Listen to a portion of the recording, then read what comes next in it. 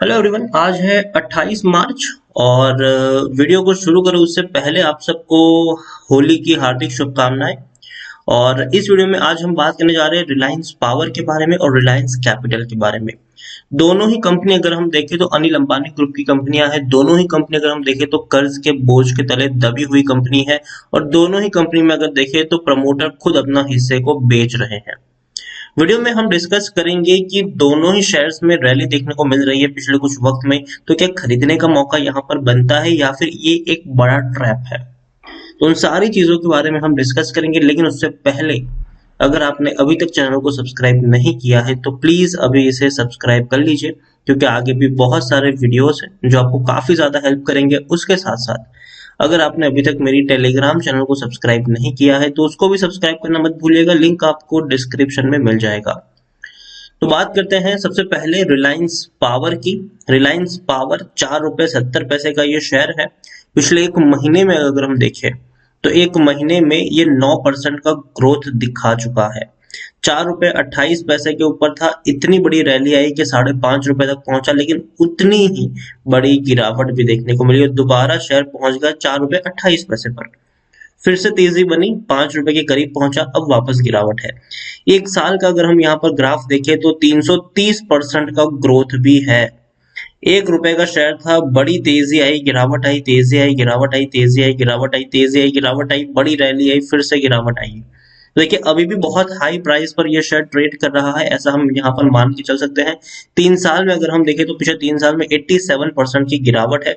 42 rupees के level से टूटकर नीचे आया है। 10 साल में अगर हम देखें तो पिछले 10 साल में रिलायंस पावर का शेयर 136 रुपए के प्राइस से टूटकर नीचे आया है। तो देखिए गिरावट के ही संकेत है, ये लॉन्ग टर्म में टूट ही रहा है, लोगों का पैसा इन्होंने डुबाया ही है। स्मॉल कैप शेयर है, 1288 करोड़ के आसपास का इसका मार्केट कैप है। एनएससी में देखें तो 4 करोड़ से भी ज्यादा का वॉल्यूम ट्रेड है। काफी बड़ी क्वांटिटी में लोग खरीदारी यहाँ पर कर रहे हैं, लेकिन बिकवाली यहाँ पर प्रमोटर कर रहे हैं। अब देखिए प्रमोटर की सितंबर 2019 की मैं बात करूं तो 43% की होल्डिंग देखने को मिल रही थी। दिसंबर 2019 में वो 38% तक गई। मार्च 2020 में वो 19% तक रही। जून में भी उतनी होल्डिंग उन्होंने मेंटेन करी, लेकिन वापस से सितंबर में और बड़े शेयर्स बेचे, 15.90% की होल्डिंग रही। लेकिन इतना ही नहीं, अभी दिसंबर में भी इन्होंने बड़ी क्वांटिटी बेची है। आप देखिए 15 दिसंबर को 19 करोड़ से ज्यादा के शेयर्स बेचे थे, जिसकी अगर हम बात करें तो 6.5% से भी ज्यादा का वॉल्यूम होल्डिंग आप मान के चल सकते हैं। मतलब दिसंबर में जब डेटा अपडेट होगा तो 10% से भी कम की होल्डिंग आपको प्रमोटर के पास देखने को मिल सकती है। इतना ही नहीं, एफआईज भी बिकवाली कर रहे हैं। 2.91% की होल्डिंग अब 1.53% तक पहुंच चुकी है। म्यूचुअल फंड के पास 0.15% की होल्डिंग है। इंश्योरेंस कंपनी के पास 3.83% की होल्डिंग देखने को मिल रही है। यहाँ पर हाईएस्ट पब्लिक शेयर होल्डर में एक बड़ा नाम है, वो है एचडीएफसी लिमिटेड। एचडीएफसी का नाम यहाँ पर है भैया, 6.76% की होल्डिंग है, लेकिन एचडीएफसी की जो बाइंग है वो निचले लेवल के ऊपर है। और एचडीएफसी के लिए ये कोई उतना बड़ा इन्वेस्टमेंट आप नहीं कह सकते हैं कि कोई बड़ा इन्वेस्टमेंट इन्होंने किया, लेकिन फिर भी एक इन्वेस्टमेंट ये लोग जरूर यहाँ पर कर चुके हैं, इसमें भी कोई शक नहीं है। इंडिविजुअल इन्वेस्टर होल्डिंग 61.16% के आसपास देखने को मिली है और 2015 में आखिरी बार इन्होंने डिविडेंड भी पे किया था। रिलायंस पावर अगर हम देखें तो टेक्निकल रेटिंग अभी अच्छी नहीं है, न्यूट्रल है। According to Moneycontrol user 67% लोग खरीदने की सलाह दे रहे हैं, जबकि 33% लोग आपको बेच के निकलने की भी बातचीत यहाँ से कर रहे हैं।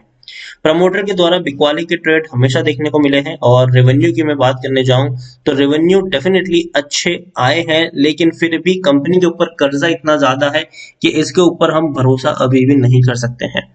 अब देखिए 2000 करोड़ के नेट सेल्स है यहाँ पर और प्रॉफिट है वो तकरीबन 50 करोड़ के आसपास का देखने को मिल रहा है।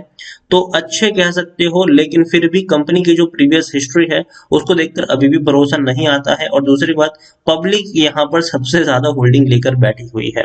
और ये देखिए रिलायंस पावर का ये पैटर्न है कि हमेशा इसमें जब भी इसमें कोई तेजी आई है, दोबारा उतनी ही बड़ी गिरावट इसका इंतजार भी कर रही होती है और हमेशा पैसा यहाँ पर डूबा ही है। तो अगेन मैं कहूंगा ऑपरेटर इसमें बहुत ही ज्यादा एक्टिव रहते हैं। ऑपरेटर ही इसको घटाने और बढ़ाने का काम करते हैं। शेयर में तेजी लाने का काम भी ऑपरेटर करते हैं और गिराने का काम भी ऑपरेटर यहाँ पर करते हैं। तो रिलायंस पावर मैं अवॉइड करने की ही सलाह दूंगा यहाँ पर। अगर खरीदारी करके रखी है, ऊपर के लेवल पर खरीदारी की है तो बने रह सकते हैं यहाँ पर, लेकिन जैसे ही आपको थोड़ा सा भी प्रॉफिट मिल जाता है तो ज्यादा लालच यहाँ पर करना जरूरी नहीं है, बेच के निकल जाओ। इस प्राइस पर भी मुझे ये महंगा लग रहा है, लेकिन ऑपरेटर यहाँ पर कभी भी गेम खेल सकते हैं, थोड़ी सी तेजी और यहाँ पर ला सकते हैं, लेकिन फिर भी कहूंगा कि अवॉइड करें। फ्रेश बाइंग तो यहाँ पर बिल्कुल भी मत करिए, गिरावट की जो चांसेस है वो यहाँ पर ज्यादा है। बैंक अगर हम कंपनी की बात करें जाए रिलायंस पावर की, तो खुद प्रमोटर इसको बेच के निकल रहे हैं, और जो फाइनेंशियली भी कंडीशन देखे तो उतनी अच्छी देखने को नहीं मिल रही है रिलायंस पावर की।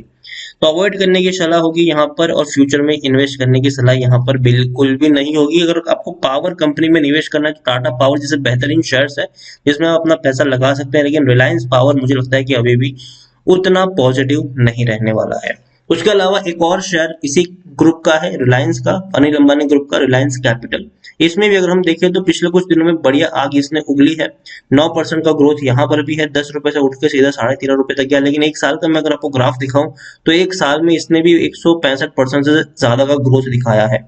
4 रुपए का शेयर 14 रुपए तक पहुंच जाता है, गिरावट आई तेजी आई, गिरावट आई तेजी आई। देखिए एक चीज आप अगर देखेंगे तो आपको रिलायंस पावर का और रिलायंस कैपिटल का दोनों का चार्ट एक जैसे ही देखने को मिलेगा। देखिए ये रिलायंस पावर का चार्ट है और ये है रिलायंस कैपिटल का, दोनों का सेम ही है, दोनों में प्रमोटर एक तरीके से एक्टिव रहते हैं। तेजी आएगी तो आएगी, वापस दोबारा गिरावट में भी आपको धकेल के फेंक देंगे। तो इसीलिए ये शेयर भी मुझे हाईली रिस्की लगता है। 10 साल में भी अगर हम देखने की कोशिश करें तो 10 साल में ये 850 रुपए के लेवल से टूटकर नीचे आया है। 2017 में 850 रुपए से ऊपर ये शेयर ट्रेड कर रहा था, आज हालत ये है कि 10 रुपए के भाव पर ये ट्रेड कर रहा है, इवन 4 रुपए का भी हो चुका था बीच में। तो इस तरीके की भयंकर गिरावट हमें रिलायंस कैपिटल में देखने को मिली है। लेकिन अगर मैं आपको इसका एक और चार्ट दिखाने की कोशिश करूं लॉन्ग टर्म का, तो अगर आप देखेंगे यहाँ पर इसका जो पैटर्न है, अगर आपका ऑल टाइम में की अगर मैं बात करूं रिलायंस कैपिटल की, तो ये वो शेयर था जो 2800 रुपए तक ट्रेड कर रहा था। 2008 के साल में 2800 रुपए तक भी ये शेयर ट्रेड कर चुका था रिलायंस कैपिटल, और आज हालत ये है कि 11 रुपए का ये शेयर हो चुका है। रिस्की भी है, यहाँ पर हाईली रिस्क है, माइक्रो कैप शेयर है ये, 275 करोड़ से भी के आसपास का इसका मार्केट कैप है। एनएससी में देखें तो सिर्फ 12 लाख का ही वॉल्यूम ट्रेड है, ज्यादातर लोग खरीदारी भी यहाँ पर नहीं कर रहे हैं। और देखिए प्रमोटर के पास होल्डिंग देखिए 1.5% की होल्डिंग प्रमोटर के पास है। प्रमोटर कह सकते हैं कि एग्जिट ऑलरेडी यहाँ पर कर चुके हैं अपने शेयर्स को बेचकर। एफआईएस के पास 0.39% की होल्डिंग है, म्यूचुअल फंड के पास कुछ भी नहीं है, लेकिन फिर भी अगर हम देखें तो 32 म्यूचुअल फंड स्कीम का पैसा लगा है, लेकिन उतनी बड़ी कोई होल्डिंग नहीं है कि 0.01% भी वो हो पाए। 3.44% की होल्डिंग इंश्योरेंस कंपनी के पास है, और यहाँ पर अगेन यहाँ पर भी मुझे एचडीएफसी लिमिटेड देखने को मिल रहा है। रिलायंस पावर में भी एचडीएफसी लिमिटेड के पास होल्डिंग थी 6.76% की, रिलायंस कैपिटल में भी एचडीएफसी लिमिटेड की होल्डिंग है 6.43% की। तो यहाँ पर भी पैसा लगाया है रिलायंस का, और रिलायंस कैपिटल और रिलायंस पावर में एचडीएफसी का पैसा लगा हुआ है, इवन कह सकते हैं कि फंसा हुआ है। 2018 में एक बढ़िया डिविडेंड पेइंग कंपनी हुआ करती थी, ये 11 रुपए पर शेयर का आपको डिविडेंड पे करता था ये। यहाँ पर एक और चीज देखिए, टेक्निकल रेटिंग अभी अच्छी है लेकिन फिर भी भरोसे लायक नहीं है। हर कोई आपको कह रहा है कि बेच दो, according to Moneycontrol user कोई भी खरीदने की सलाह नहीं है। 100% लोग कह रहे हैं कि बेच के निकल लो, गिरावट यहाँ पर कभी भी बड़ी सी आ सकती है। ऑलरेडी बहुत ज्यादा शेयर दौड़ चुका है, और रेवेन्यू अगर आप देखोगे तो आपको अब पता चलेगा कि कंपनी का रेवेन्यू कितना हो चुका है। कंपनी के रेवेन्यू आप देखिए किस तरीके से डिक्लाइन हुए। 600 करोड़ के रेवेन्यू थे दिसंबर 2019 में, मार्च 2020 में वो 350 करोड़ रहे, जून 2020 में वो 275 करोड़ रहे, सितंबर में 275 करोड़ के आसपास रहे, लेकिन दिसंबर में सिर्फ 10 करोड़ का रेवेन्यू है। मतलब कंपनी कुछ काम नहीं कर रही है, कंपनी कुछ भी काम नहीं कर रही है, सिर्फ 10 करोड़ का रेवेन्यू देखने को मिला है। और लॉसेस अगर आप देखेंगे तो भाई साहब आपकी आंखें फट जाएगी।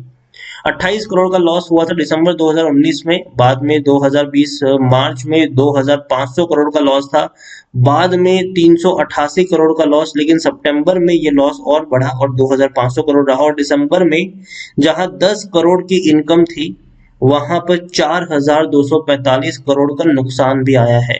तो यहां से आप समझ सकते हैं कि खरीदारी करने लायक ये शेयर है कि नहीं, या अवॉइड करने लायक शेयर है ये। मेरे हिसाब से क्लियरली इंडिकेशन दिखाता है इसका परफॉर्मेंस का कि कंपनी 10 करोड़ रुपए मुश्किल से कमा रही है और उसमें 4,250 करोड़ का इनको नुकसान हो रहा है। तो सीधे सीधे तौर पर इसको तो अवॉइड ही किया जा सकता है भाई साहब, इसमें पढ़ने की जरूरत नहीं है, भले ही चाहे कितने अच्छे इसके रेटिंग्स क्यों ना देखने को मिले, लेकिन जो कंपनी पैसा नहीं कमा पाती है वो आपको पैसा कहां से दे पाएगी शेयर के तौर पर। तो ओवरऑल दोनों ही शेयर्स मुझे लगता है कि अवॉइड करने चाहिए, बिल्कुल भी इसमें बने रहना एक बहुत ही बड़े खतरे के समान है, और अवॉइड करेंगे तो ज्यादा खुश रहेंगे। बेहतर आप अच्छे शेयर्स चुनिए, लेकिन इसको चुनकर आप एक बड़ी गलती भी फ्यूचर में कर सकते हैं। तो मैं इसीलिए कहूंगा कि अवॉइड करिए यहाँ पर, चाहे रिलायंस पावर हो या फिर चाहे रिलायंस कैपिटल हो। दोनों ही शेयर्स जो हैं वो आपके कैपिटल को बर्बाद करने का काम कर सकते हैं आने वाले दिनों में, और कंपनी का परफॉर्मेंस भी उतना अच्छा नहीं है। प्रमोटर खुद यहाँ पर बिकवाली कर रहे हैं, उनके ऊपर कर्जा इतना ज्यादा है जो चुका नहीं पा रहे हैं, कई सारी बैंकों से पैसा जो लिया है उसमें डिफॉल्ट कर रहे हैं। तो पॉजिटिव ट्रेंड बिल्कुल भी नहीं है, बल्कि काफी नेगेटिव ट्रेंड है रिलायंस कैपिटल और रिलायंस पावर का। अवॉइड करने की सलाह रहेगी यहाँ पर, और वही आपके लिए बेहतर होगा। वीडियो को यहीं पे एंड करूंगा। पसंद आया हो तो प्लीज लाइक करो, शेयर करो। चैनल पर अगर पहली बार आए तो प्लीज सब्सक्राइब करो। रिलायंस कैपिटल के बारे में और रिलायंस पावर के बारे में आप क्या सोचते हैं वो भी आप मुझे कमेंट में लिखकर बता सकते हैं। Thank you.